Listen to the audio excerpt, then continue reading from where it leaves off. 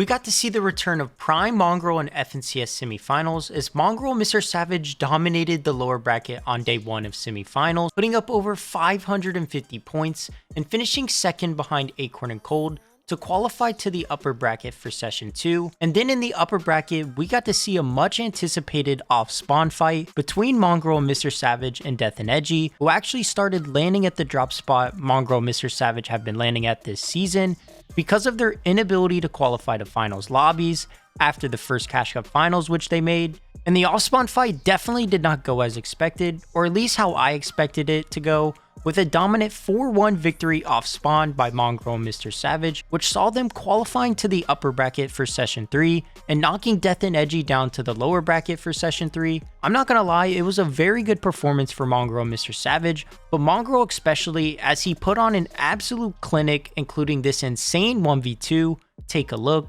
70 white inside the building. Yeah. He's on the second roof. Chill. I have a combat shotgun on you here.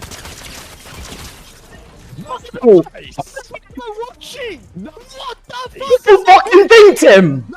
Mongraal MrSavage now just need to place top 25 or top 15 tomorrow to make their second grand finals of the year. And I must admit, this duo has been looking way better and massively improved since even the beginning of the season, especially since the beginning of the year.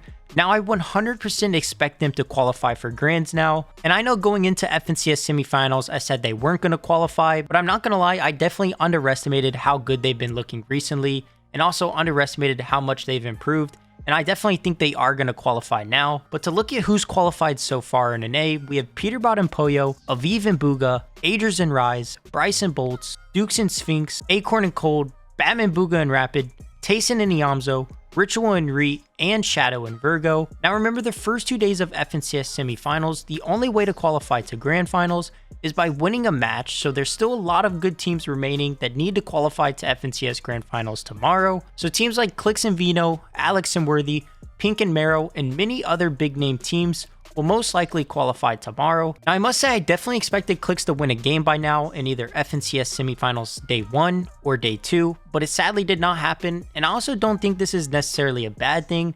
They just didn't get a win. High ground has been a lot more contested, as always in semifinals, and holding high ground was very tough as well, with the amount of teams just full sending height both days late in the matches. But overall, there has been a lot of teams popping off this weekend, but there's also been some notable teams that have not really been performing to the expectations, and 2 of the new duos are kind of the main duos not performing so far.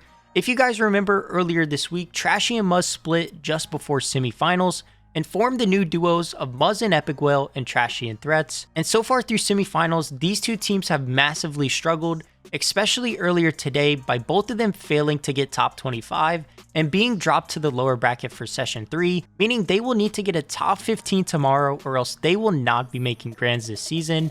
Now I do think both of these teams will get top 15, but lower bracket session 3 is only 3 matches, so anything can happen, and it sucks that these 2 teams are potentially on the verge of not making grands and also not making the LAN, especially after all of these players had some very high expectations heading into the season, and both of them to do very well and easily qualified to the LAN and grands. But as always, I want you guys to subscribe to the channel and be on the lookout for another video tomorrow, recapping the entirety of FNCS semifinals and who all qualified to grand finals and which notable teams failed to qualify to grands and which team's LAN stream have ended. Also make sure to drop a like and help more people see this video, as I hope you guys enjoyed this quick recap of what's been going on in FNCS semifinals so far and how Mongraal MrSavage have been popping off and looking like they are going to easily qualify to grands and are looking much improved.